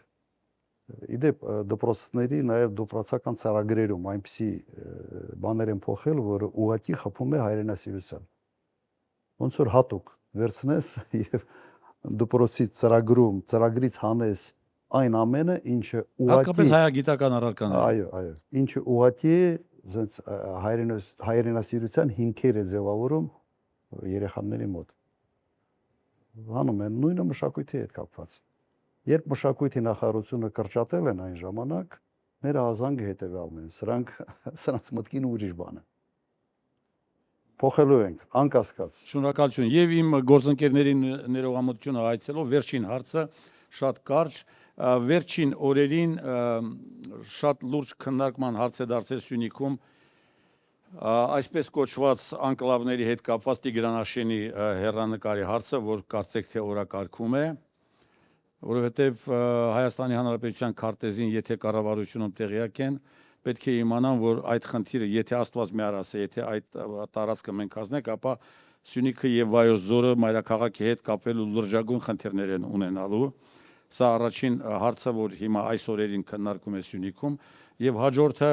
300,000 ադրբեջանցիների վերադարձի խնդիրը, որ ըստ ադրբեջանական մամուլի առաջին թիրախներից մեկը լինելու է Սյունիքի մարզը, ընդ որում նաև ասենք նշվում է կոնկրետ Գեղվաձորը Կապանի տարածաշրջանում, որը մտնում է Քաջարանի վարչական կազմի մեջ։ Երկու այս լրջագույն մարտահրավերների հարցում ինչ դիրքորոշում ունի ձեր գլխավորած քաղաքական ուժը, խնդրեմ։ Ես հիշեցնեմ ոնց են իրենք հանձնել Գորիս Կաֆան ճանապարհը։ Գորիս Կաֆան ճանապարհը ոնց են հանձնել։ Իրականում Սովետի ժամանակ Հայաստանն էր սպասարկում եւ ինչ որ GPS-ներով հանձնեցին եւ այն ժամանակ կես ժամ էր, չէ՞, եթե չեմ սխալվում, կես ժամվա ճանապարհը։ Հիմա ինչքան ժամանակ է պահանջում։ Նույն ձևի փորձելու են Տիգրանաշենը հանձնել։ Ասելու են դե մի նոր ճանապարհ կկառուցենք, ինչ որ վերևով եւ դեպի Վեդի։ Այս մարդիկ հողի նկատմամբ չունեն այն վերաբերմունքը, որը ենթադրվում է, որ պետության առաջնորդը պետք է ունենա։ Բոլոր երկրների սահմանադրությունները հետևյալն է գրած. երկրի տարածքային ամբողջականությունը։ Տարածքային ամբողջականությունը նշանակում է կոնկրետ սահմաններով հող, որի վրա ապրում է այդ ժողովուրդը։ Եվ դու պարտավոր ես սա պաշտպանել։ Սա չի հասկանում։ Անկասկած այստեղ կտրականապես հակառակ մոտեցումն է լինելու։ Իսկ վերադարձի ծրագիրը, այսպես կոչված 300,000 ադրբեջանցիների շակերտներուն վերադարձի ծրագիրը։ Վարչապետ հայտարարում է, որ դա հնարավոր չէ, այսպիսի ծրագիր չկա եւ այլ։ Ադրբեջանի նախագահը, բարձրաստիճան պաշտոնյաները անընդհատ խոսում են դրա մասին։ Ֆինանսավորում է նախագահականից մի հասարակական կազմակերպություն, որը մշտապես դրա մասին խոսում է։ Սա պետական քաղաքականություն է։ Եվ եթե այսպես շարունակվի, ապա ես չեմ կասկածում, որ վերջը գործը հասնելու է նաև դրան։ Ուղղակի չեմ կասկածում։ Եվ հիմա ինչ է ասում Փաշինյանը, ասում է դուք որ խոսում եք Արցախի վերադարձի մասին, արցախցիների վերադարձի իրավունքի մասին, իրենք էլ խոսում են 300,000 ադրբեջանցիների։ Իմիջիալոց առաջինը այն ժամանակ վիճակագրությամբ 160,000 մոտ ադրբեջանցի կար Հայաստանում, ոչ թե 300,000։ Երկրորդը դրանց ճնշող մեծամասնությունը փոխանակման ծրագրերով են գնացել Ադրբեջան եւ այսօր բազմաթիվ գյուղեր կան, որոնք այն ժամանակ փոխանակման ծրագրով են։ Չկա, դու չես կարող նույն հարթության վրա դնել, երբ որ կողմերի համաձայնությամբ տեղաշարժ է եղել, մեկից դուրս են եկել եւ գյուղերի փոխանակում է եղել, դու չես կարող այդ ծրագիրը այդ խնդրից խոսալ ադրբեջանական տերմինաբանությամբ, չես կարող խոսալ։ Սա ոնց որ քո երկրի շահերի հակառակ քայլերի դիմես։ Դա խայտարակություն է։ Ուրեմն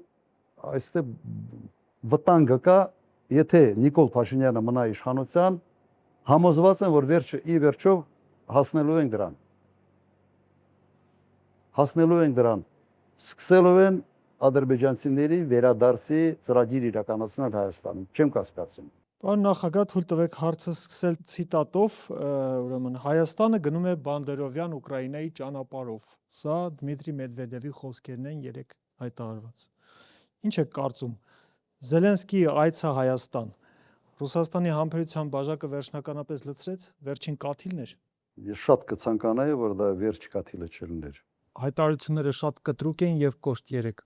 Եվս դա ենթադրությունների դաշտ ենք մենք մտնում, իսկապես շատ կոշտ են հայտարարությունները։ Հույսով եմ, որ վերջ կաթիլը չի, բայց եթե քաղաքականությունը չփոխվի, այո, վերջ կաթիլն է դառնալու։ Միգուցե վերջի զգուշացումն է, բայց իմ տպավորությամբ, որ իրենք անցել են արդեն շատ կոնկրետ քայլերի։ Ես Չեմ կարծում, որ Փաշինյանի նկատմամբ վստահությունը հնարավոր է վերականգնել, որտեղ ինքն անում է քայլեր, որոնք ոնց որ անդարձելի են դա process-ը սարքում։ Հիմնականում զսպող հանգամանքը Ռուսաստանում ինչքանով ես եմ պատկերացնում իրավիճակը, հայ ժողովրդի նկատմամբ այդ բարեկամական վերաբերմունքն է, ասենց ընդհանուր մեր անցյալը մեկ պետության մեջ, ես դա նույնիսկ մի երկու անգամ արտահայտվել եմ իբրև սենտիմենտալ որոշակի վերաբերմունք, որը ավելի ասենց զսպում է Ռուսաստանին ավելի կտրուկ քայլերի դիմելու համար։ Վերջերս մի հանդիպման ժամանակ ասացի, եթե չեմ սխալվում, Երեք Սիսյանը։ Վերջերս Լիտվայի նախագահ եկավ այստեղ եւ ստորագրվեց մի պայմանագիր ռազմավարական գործընկերության, եթե չեմ սխալվում։ Լիտվայի արտգործնախարարը մի քանի օր առաջ հայտարարել է, որ ՆԱՏՕ-ն պետք է թիրախավորի Կալինինգրադում ռուսական ռազմական օբյեկտները։ Պետք է ոչ թե թիրախ, պետք է ուղղակի հարձակվի։ Եվ ռուսները ուրիշ լեզու չգիտեն, միայն ուժի լեզուն են հասկանում։ Հիմա վերջապես դու պետք է հասկանաս, դու չես կարող նման դիրքորոշում ունեցող երկրի հետ ունենալ ռազմավարական գործընկերության համաձայնագիր եւ այդ կարգի հարաբերություններ եւ դաշնակցային ռազմավարական դաշնակցային հարաբերություններ ունենալ Ռուսաստանի հետ։ Սա բան չէ։ Կարճ միացում է տալիս։ Կոնկրետ Լիտվայի արտգործնախարարը ասում է, ոչ միայն Լիտվայի, բայց նաեւ Լիտվայի ասում է, որ մենք պատերազմի մեջ ենք Ռուսաստանի հետ։ Ռուսաստանը փաստաթղթերով քո ռազմավարական դաշնակիցն է։ Չես չհարգել։ Չես կարող այս երկու հանգամանքը իրար հետ չի համադրվում։ Գոնե այս վիճակում զուսպ մնա դու այս պահին որ չստորագրեր այդ պայմանագիրը, ասենց աշխարհը կփլզվեր, չէր փլզվի, չէ։ Մի հատ հարաբերությունները կարգավորի քո դաշնակցի հետ, որից հետո կամ համբերություն ունեցող մի քիչ համբերի սպասի, երբ հարաբերությունները այդ երկրների հետ կկարգավորվեն, հետո էլ զարգացրու։ Մենք էլ ենք աշխատել, բազմաթիվ պայմանագրեր ենք ստորագրել Արևմուտքի հետ, բայց երբեք չենք արել քայլեր, որոնք մեր դաշնակիցը կարող է դիտել որպես իր անվտանգության սպառնալիք։ Այդ բանաձևը պետք է միշտ մտքում պահես։ Հենց դու անում ես նման քայլեր, դու ոնց որ կամուրջներ վառես։ Այս վիճակն է։ Պարոն նախագահ, եթե թույլ տաք մեկ փոքրիկ հարցել, Հայաստան-Ադրբեջան հարաբերությունները ինչ ձևաչափով եք դուք պատկերացնում, եթե իշխանության գաք, որտեղ մեր իշխանությունները արդեն նկարագրեցիք, ամեն ինչ զիջում են եւ սա էլ դնում են իրենց ասած խաղաղության, այսպես ասած, ճարտարապետության հիմքում։ Եթե այդպես չէ, ապա ինչպես պետք է վարվել։ Մի միտք պետք է ասեմ, որը մի քիչ կտարբերվի միգուցե այսօրվա դիսկուրսից։ Ենթադրվում է եւ այսօր սա ասենց գերակայող թեմա է դառել, որ առանց խաղաղության պայմանագրի ընդհանրապես հնարավոր չի հարաբերություններ կառուցել, չէ՞։ Սա է։ Միջև այդ խաղաղության պայմանագիրը չլինի, որևէ կերպ հնարավոր չի կառուցել հարաբերություններ։ Հիմա աշխարհում առնվազն մի քանի տասնյակ դեպքեր կան, որ կան սահմանային վեճեր, կա չպայմանավորված այսինքն կամ տարածքներ, որոնց նկատմամբ վիճում են այդ երկրները, բայց այդ երկրները շատ լավ իրար հետ հարաբերությունների մեջ են, համագործակցում են, մեծ ծավալ է առևտուր, դիվանագիտական հարաբերություններ։ Օրինակ Չինաստան, Հնդկաստան կա սահմանային վեճ, բայց նաև կա հսկայածավալ առևտուր, դիվանագիտական հարաբերություններ։ Միգուցե ձեզ համար միգուցե նաև զարմանալի օրինակներ եմ կարող բերել, մի քանի տասնյակ է։ Օրինակ Իսպանիա, Մարոկո։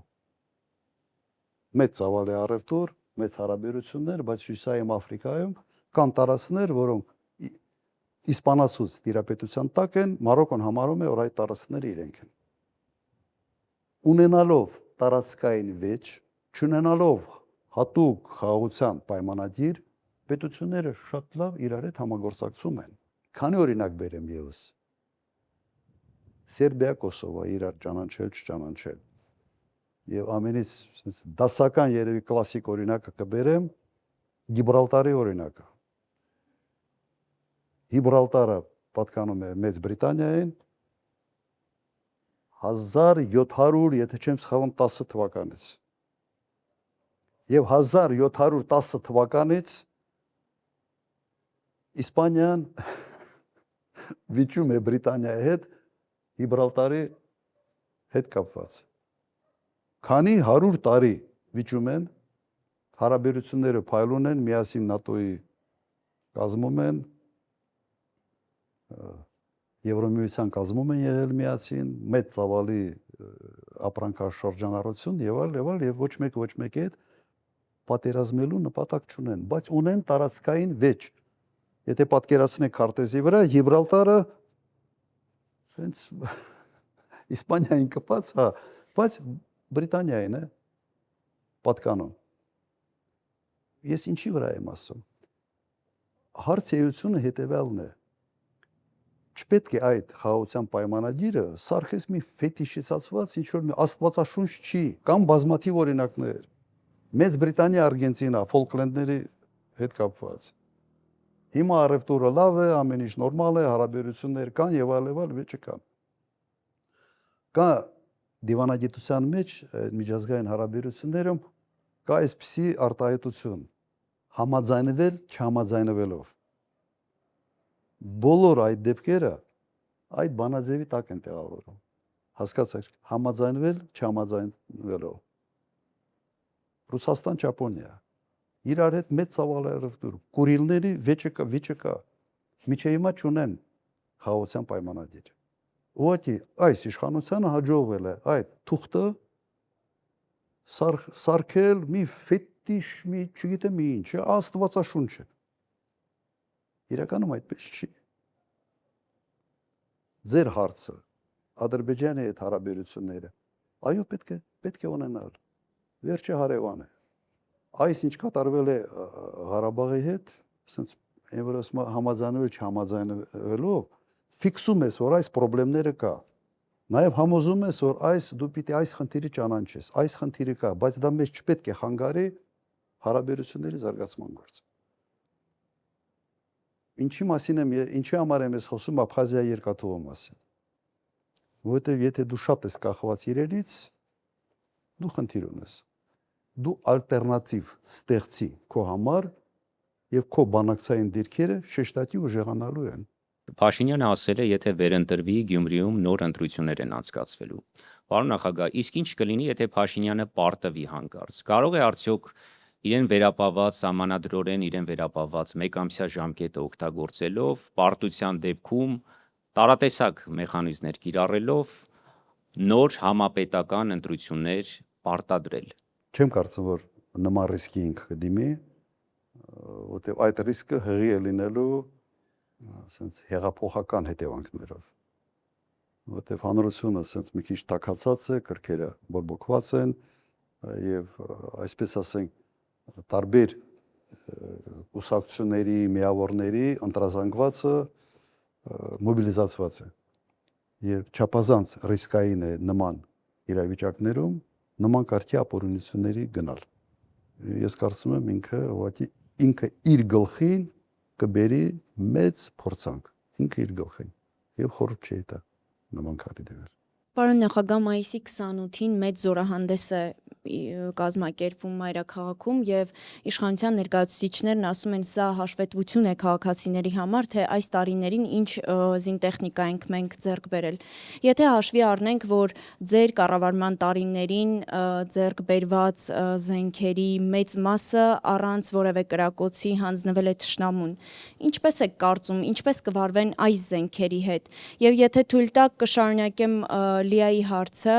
այն մասին, որ Փաշինյանն ասում է, եթե չվերընտրվեն, պատերազմ է լինելու, նա նաև ժամանակահատված է նշում, ասում է սեպտեմբերին։ Եթե ենթադրենք, որ Փաշինյանը չի վերընտրվել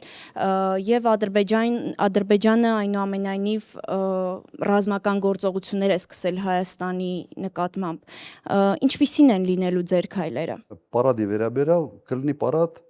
ես կառաջարկեմ նաև ձեզ նայել ինչ են ցույց տալիս, անմիջապես հաշվարկել գները այդ ցույց տված տեխնիկայի հնարավորությունները, տեխնիկական տվյալները եւ գալ եզրակացության։ Ես անպայման դա կմեկնաբանեմ։ Վերջը այդ գործից լավ եմ հասկանում։ Կմեկնաբանեմ, դուք կտեսնեք, որ մեծ խնդիրներ են ստեղծելու իրենք նաև բանակի համար, որովհետև այնինչ իրենք նկարագրել են, ցույց են տվել այդ կարճ ռոլիկի մեջ, ցույց է տալիս, որ իրենք ձեռք են բերել զինատեսակ, որը օգտագործել լինելու է խնդրային։ Դու այդ զինատեսակը չես կարողանալու, այդ հրետանիները չես կարողանալու ապահովել արկերով։ Ինքը զինատեսակը անգամներով թանկ է, քան իր sense անալոգները ռուսական, արկերը երակի, քառակի ավելի թանկ են, քան ռուսական։ Իրենց այդ 8 միլիարդով ավելացած պարտքը, մեկը ինչ էլ ցույց տան չեն կարողանալու գտի տեղավորել այդ հսկայական պարտքի մեջ։ Կարծում եմ նպատակը սա է եւ ավելի շատ դա այդ զորահանդեսը լինելու է քարոզչական զորահանդես։ Մի հատ տեսնենք։ Ես իմ տպավորությունը եւ իմ ինֆորմացիա մեր բանակը ավելի շատ պահակային բանակ է դարել, որովհետեւ չի երիքում զինվորների քանակը եւ մարդիկ շաբաթներով ուղղակի առաջի գծում ըստ էության պահակության ռեժիմով են ծառայում եւ այդ ժամանակը նույնիսկ չունեն լուրջ տրեյնինգ անցկացնելու համար։ Իսկ այսօրվա բանակը եւ այսօրվա ինչ որ տեսնում ենք Ուկրաինայի դեպքերից հետո այսօրվա մարտական գործողությունների էությունը շեշտակի փոխվել է։ Լրիվ ուրիշ կարգի տրեյնինգ է ուզում, լրիվ ուրիշ կարգի։ Սա առանձին թեմա է, առանձին թեմայի շուրջ երևի կարելի է երկար խոսալ, կարծում եմ հիմա չարժի։ Ավելի sense մեր մեկնաբանությունները կլինեն ամսի 28-ից հետո։ Իսկ ինչ վերաբերում է պատերազմին, եթե չվերընտրվի եւ Ադրբեջանը պատերազմ սկսի։ Ուղղակի շանտաժ է, որի հիմքում ոչինչ չկա, որի հիմքում կա իր մոլուցկը վերընտրվելու։ Ուրիշ բացատրություն ես չունեմ։ Պարոն Քոչարյան, քանի որ զրույցում շատ քիչ խոսեցին Քարոզ Արշավի մասին եւ քանի որ ես վերջինն եմ, փորձեմ Քարոզ Արշավի հետ կապված հարց տալ։ Քարոզ Արշավի այս ամբողջ ընթացքում իշխանությունը իր Նիկոլ Փաշինյանը մասնավորապես իր ամբողջ ելույթների առանցքը կառուցում է 3 հիմնական ուժերի ղեկավարների քննադատության վրա եւ խոսում է ապօրինի գույքի մասին, խոսում է բոլորին կներեք իր մեջ բերեմ արտահայտությունները սատկացնելու մասին, բանտերում նստեցնելու մասին, ժողովրդին ասում է իրենց ունեցվածքը բոլորը ձերն է դառնալու։ Եվ նաև ասում է, որ իր վերընտրության դեպքում դուք բոլորդ 3 լիդերները երազելու եք Հայաստանից փախչելու մասին։ Հարցս ուղիղ եմ տալիս, դուք Նիկոլ Փաշինյանի ընտրությունից հետո փախչելու եք երկրից, պարոն Քոչարյան։ Փախչողն է երևի վաղուց փախած կլինի։ Ինքը իր ենթագիտակցությունը այն վախերն է sense բերում իր լեզվին հասցնում, որոնցով ինքը տառապում է։ Փախնողը ինքն էր, չէ՞, մարտի 1-ի դեպքերից հետո փախավ։ Նոյեմբերի 9-ին հայտարարությունը ստորագրելուց հետո 2 շաբաթ բունկերում հայտնվեց։ Մարդը իր տեսակով փախնող է եւ այդ իր վախերը, այսպես ասենք, արտահայտում է իր ենթագիտակցությամբ, փորձում է տեղափոխել ուրիշների վրա։ Եվ չեմ կարծում, որ որևէ մեկը ում անունները ինքը տալիս է փախնող է։ Ինքը հաստատ փախնելու է։ Այստեղ չեմ կասկածում։ Փախնելը խասյաթ է։ Ուր էլ գնա հետ ենք բերելու։ Միայն Ադրբեջան կա, որ Թուրքիա, որտեղ կարող է գնա եւ հանգիստ մնա։ Ես կարծում եմ նաեւ այն մեծ լագը, որը կա ընտրություններից հետո եւ միջև իշխանության հանձնումը իրեն մեծ հնարավորություն է տալիս ճողոպրելու։ Իսկ դրա վարպետն է ինքը։ Դեռ մրցակից չունի։ Եվ ընտրությունների խոսույթի հետ կապված եւս մի հարց Իդեպ խոսքը դրեմ, ինչքան հասկանում եմ կենտրոնական ընտրական հանձնաժողովը այդ խոսույթը համարել է նորմալ։ Եթե չեմ սխալվում, 3 այդպիսի որոշում մենք քաղաքական հայտարարություններ են։ Հա, քաղաքական ասում Քաղաքական եմ, ձևով։ կսպանեմ։ Ես պատկերացնում եմ, եթե ես նման հայտարարություն անեի, կամ որևէ մեկը մեր թիմից նման հայտարարություն աներ, որտեղ կհայտնվեր։ Այդ դեպքում դուք Բակրատ Սրբազանին խի եք պահում բանտում միջև այսօր։ Ինչ որ նարկոմանների հետ կապված ասել է գյուլել է պետք։ Չէ, եթե չեմ սխալվում, բանում նյութերում դա է։ Հիմա Նիկոլ Փաշինյանը իշխանություն ունենալով ասում է կսպանեմ։ Հային ձեր չէ ուզում։ Հիմա ինչ ասեմ։ Սա է մեր իրականությունը։ Եվ մի հարցի եմ ուզում անդրադառնալ կրկին Քարոզարշավի խոսույթի հետ կապված։ Պարոն Քոչարյան, Նիկոլ Փաշինյանը 2 օր առաջ Արաբգիրում էր եւ քաղաքացիները բավականին շատ ընդդիմախոսներ կային եւ այնտեղ նա հունից դուրս եկավ եւ մասնավորապես արցախցիների հետ կապված այնքան էր հունից դուրս եկել, որ ասում էր դուք ինչ գործ ունեք այստեղ, դուք ինչու չեք զոհվել այնտեղ։ Դրանից հետո ինքը արդարացավ, ասաց ես ամբողջ արցախցիներին չեմ ասել, եւ Արցախի պսևդո էլիտային եմ քաղաքական ասել։ Էլի հարցս ուղիղ է, պարոն Քոչարյան, ինչու օրինակ դուք չեք զոհվել։ Այդ հարցը ինձ եք տալիս, թե իրեն պիտի տակ։ Երբ ասում է, որ օրինակ, 240 կիլոմետր Հայաստանի տարածքից որ հանձնեց, ինք սուվերեն տարածքից, ինք ԿՊ-ի էլիտայի հետ ինչի չի զոհվել։ Ես կարծում եմ ամենից արդարը կլներ 44 օրյա պատերազմ պարտվելուց հետո, եթե ինքը մի քիչ թասիբ ուներ, ինքը պիտի ինքնասպան լիներ։ Ինքը պիտի ինքը իրեն խփեր։ Արցախ հանձնելուց հետո պիտի կախեր ինքը իրեն։ Հիմա ինչ վերաբերում է ինձ, ես Արցախից որպես հաղթանակած նախագահ եմ եկել Հայաստան։ Այլ ոչ թե պարտված եւ կզած ինչպեսին է ինքն է։ Ամենից այդ բանը այդ ինչ որ ասում եք, երևի ամենից շատը իսկապես իրեն է վերաբերում եւ մենք պետք է հիշենք հետեւյալը։ Արցախից մարդիկ դուրս են եկել 9 ամիս շատ կոշտ բլոկադայից հետո։ 9 ամիս շատ կոշտ բլոկադայից հետո։ Եվ Հայաստանը չի արել ոչինչ, ես չեմ ասում ռազմական գործողությունների մասին, նաև քաղաքականապես չի արել ոչինչ այդ հարցը լուծելու համար։ Բլոկադան որտեղից հայտնվեց, այսպես ասենք, սկսեց էկոլոգիական, հիշում եք, շարժումով, ավարտվեց հենց տոտալ բլոկադայով։ Երբ ինքը ստորագրեց հոկտեմբերի 6-ին Պրագայում մի հայտարարություն, որտեղ ինքը ճանաչեց Արցախը Ադրբեջանի մաս, անմիջապես Արցախի ժողովրդի ինքնորոշման իրավունքը վերափոխվեց սեպարատիստական շարժման։ Սա պրինցիպիալ ձևով փոխեց իրավիճակը։ Տարբերությունը ես կրկնեմ, եղել է ինքնորոշման իրավունքը իրականացվող ժողովուրդ, ավտոմատ ինքը դառավ մեկ այդ ստորագրությամբ սեպարատիստական շարժում, Արցախի ղեկավարությունը եղել են ինքնորոշվող ժողովրդի ընտրյալ ղեկավարություն, ավտոմատ դառել են սեպարատիստների ղեկավարներ, պաշտպանական բանակը ՊԲ-ն ավտոմատ դառել է անօրինական, ասենց ապօրինի զինված ստորաբաժանումներ։ Ադրբեջանը արդեն կոչեց ահաբեկչական միավորումներ։ Դուք պատկերացրեք մեկ մարդու ստորագրությամբ ինչպիսի տրանսֆորմացիա կատարվեց Ղարաբաղի հետ։ Այդ մարդը իր պատասխանատվությունը չի զգում ինքը ինչ արել։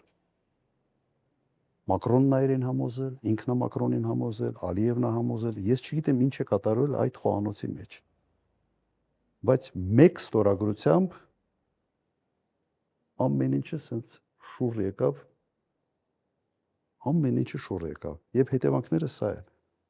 Ինքը ուղղակի մեղավոր է, ուղղակի պատասխանատու է այն ամեն ինչի հետ, ինչ կատարվեց Ղարաբաղի հետ այդ օրերին 23 թվականի սեպտեմբերին։ Ամեն ինչը ինքը բացատրություն չունի եւ իսկապես դրանից հետո այդ մարդը պետք է ինքը իր հարցը լուծել, եթե մի քիչ, sense մի գրամ բան ունի, պատասխանատվության զգացում ունի ժողովրդի հանդեպ։ Հիմա այդ ժողովրդին ասում է խիչեք մեռել։ Ենթադրում եմ, որ ինքը շատ ուրախ կլներ, որ ընդհանրապես մեռնեին։ 5000 զոհ, 12000 վիրավորը տվեց, մարսեց, վերընտրվեց։ Հիմա էլ ասում եմ, ինչ ա եղել, 120-ն էլ ընդեղ մեռնեին։ Կգամ կասեմ, կչոքեմ, կգնամ գերեզմաններին, ծաղիկ կդնեմ, կչոքեմ, ձեռը սրտի վրա կդնի, ինչ որ դերասանություններ կանի եւ հերթական անգամ կմարսի։ Երևի դա է։